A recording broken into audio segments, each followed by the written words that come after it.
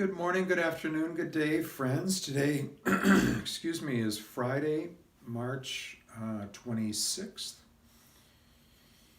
We are embarking this weekend upon the beginning of Holy Week, with Sunday being Palm Sunday, of course, and the Triduum ahead in these holy days.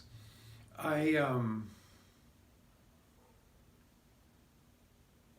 you know, we come around to this Holy Week, um, and sometimes it seems too soon. Sometimes it seems just right. Sometimes it seems like late, especially when we have beautiful weather. But it never fails, and perhaps it's because I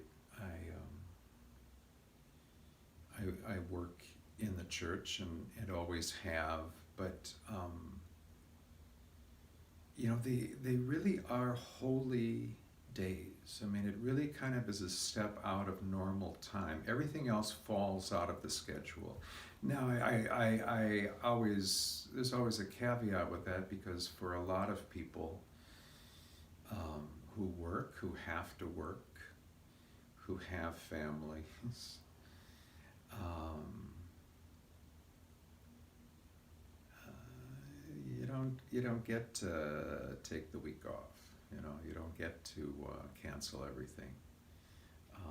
Life goes on, and there's obviously some great lessons in that as well for me. The Holy One is doing his work as the daily round goes on. It's not, it really isn't a step out of time. It's what Jesus does all the time for us in our lives. He dies and he rises, and he dies and he rises. And really the purpose of Holy Week is to, if anything, focus on that dying and rising, slow it down, spread it out over a week, or those holy 3 days, the Triduum, the sacred Triduum, so that we can ponder the dying and experience the dying and attach our crosses to the cross of Jesus, so that, of course, we can experience the rising as well. The rising that always, always, always happens. And that's really what the simple truth I'd like to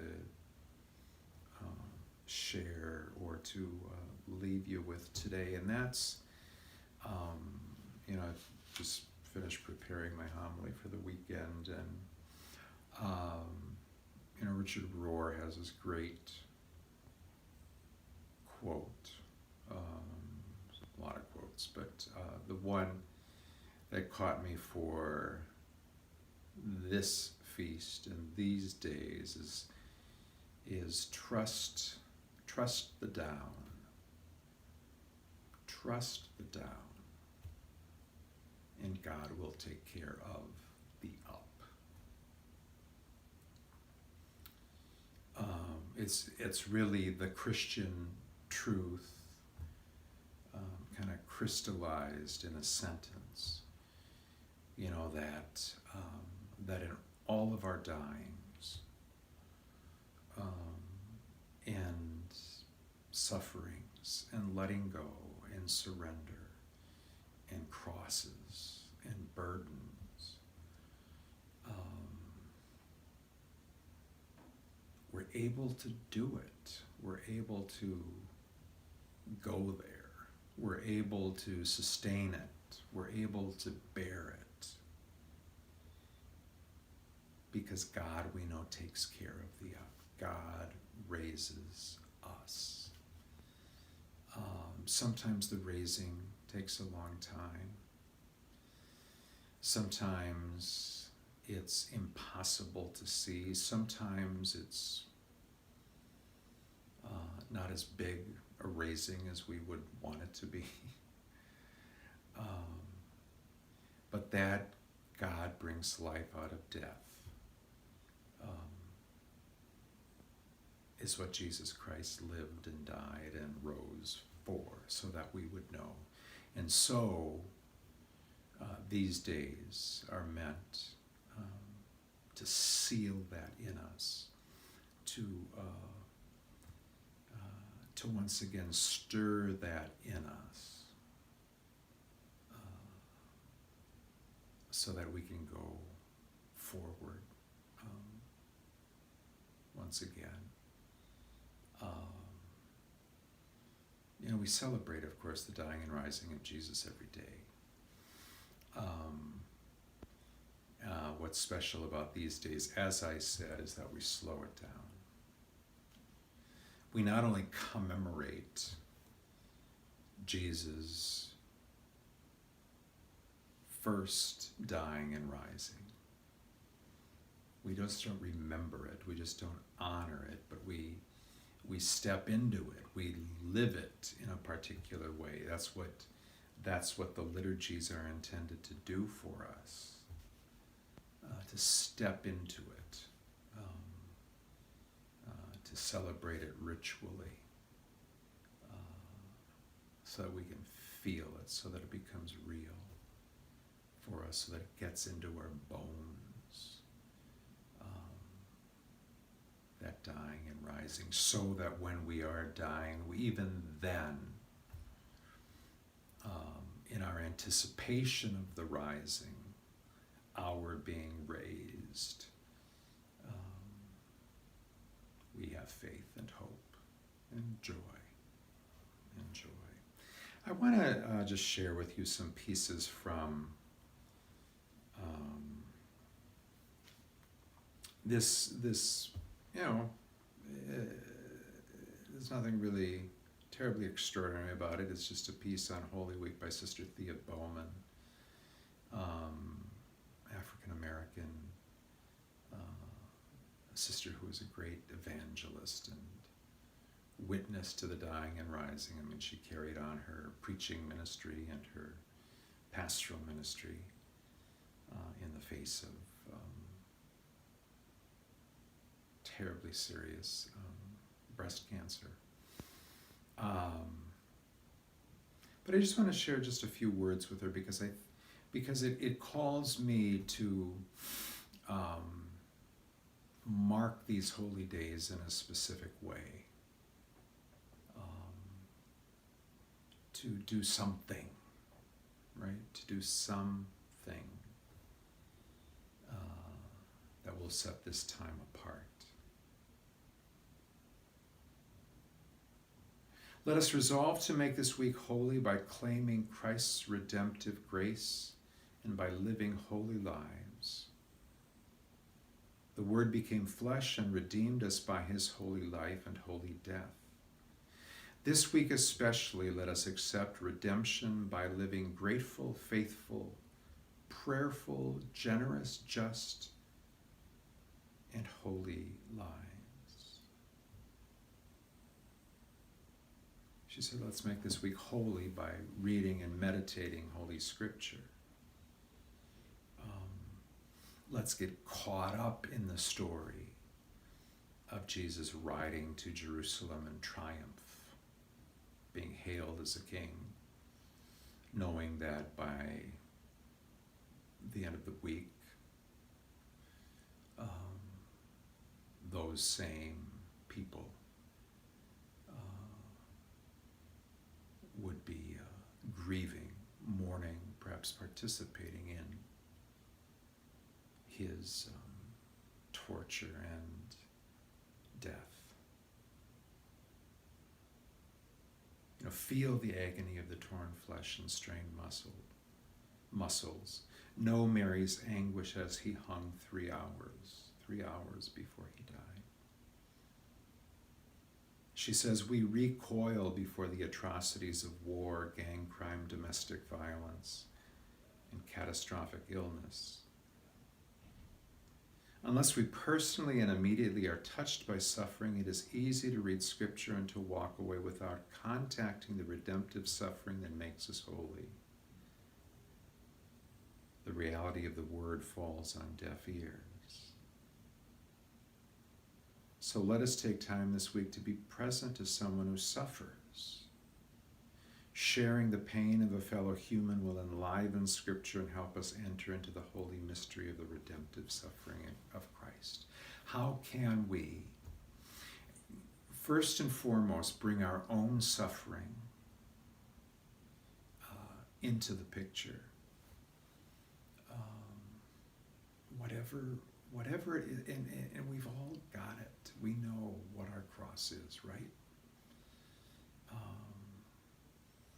We know.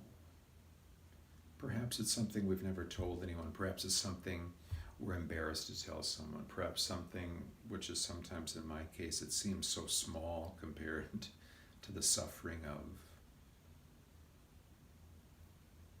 my neighbor, the suffering of the kid down the street, the suffering of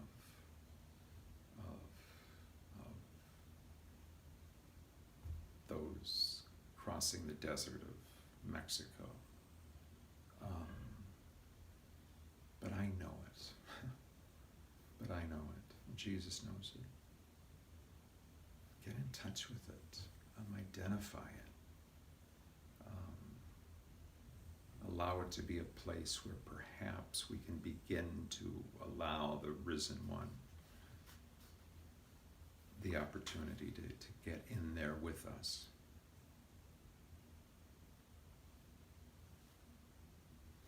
She goes on to talk about celebrating the Holy Week services, with our community, and what it does when we celebrate with our community. Of course, it unites us to our Christian community that is celebrating these holy days all over the world. And this year, perhaps more than ever, we can enter into that because we all know, where to go online to find other services, right? When you don't want to go to Ascension, you can go to,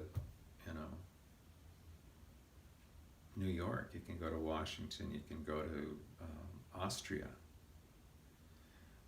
you can go wherever and celebrate these mysteries with them. That's a great thing. That's a great gift that perhaps this year has taught us. Breaking bread together. Again, if not in person, if we're not able to be here physically to just join our spirits as well as we can.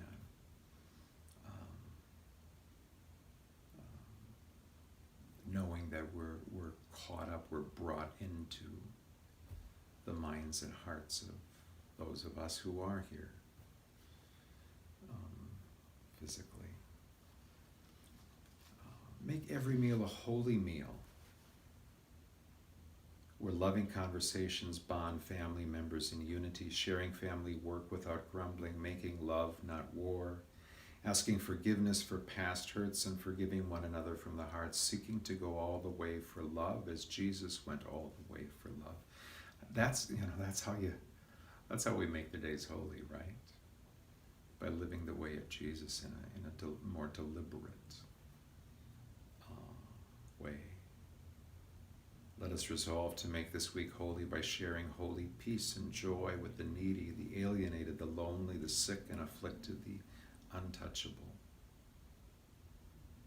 Let us unite our sufferings, inconveniences, and annoyances with the suffering of Jesus. Let us stretch ourselves, going beyond our comfort zones, to unite ourselves with Christ's redemptive work.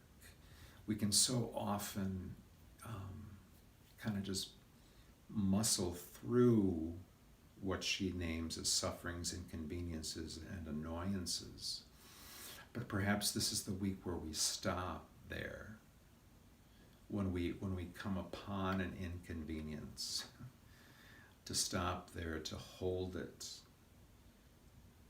so that we can attach it to the suffering of others, to the suffering of Jesus ultimately.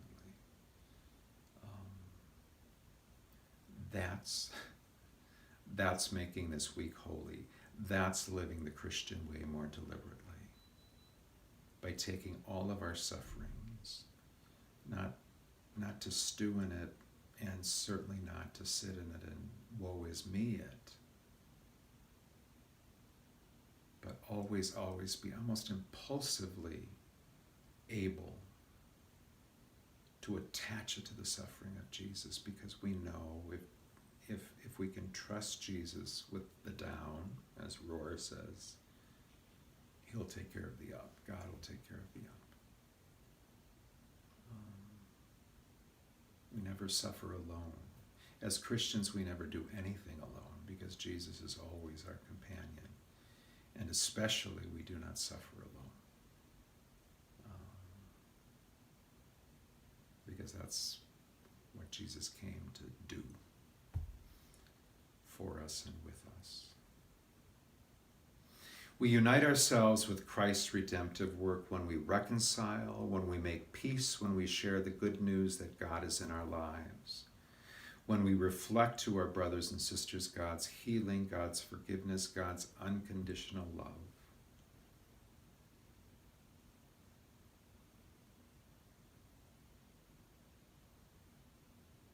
May our fasting be the kind that saves and shares with the poor, that actually contacts the needy, that gives heart to heart, that touches and nourishes and heals.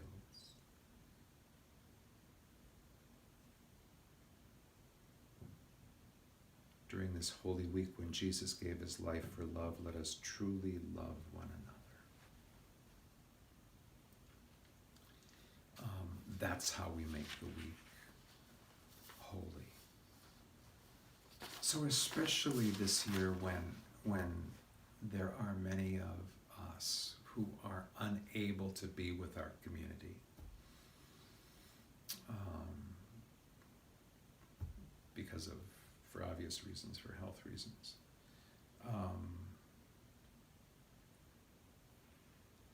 Making the week holy isn't just about going to church. That it is, and we will miss those who are not here, and God knows that people who are not here will miss being here. I trust they will, you will. So how do we make the week holy in other ways? How do we make the week holy? So that perhaps we can make the week after that holy too. So friends, have a blessed Holy Week, a blessed Triduum. All of you are gathered in prayer with me and with the community who gathers on this holy ground that is Ascension. So God bless you.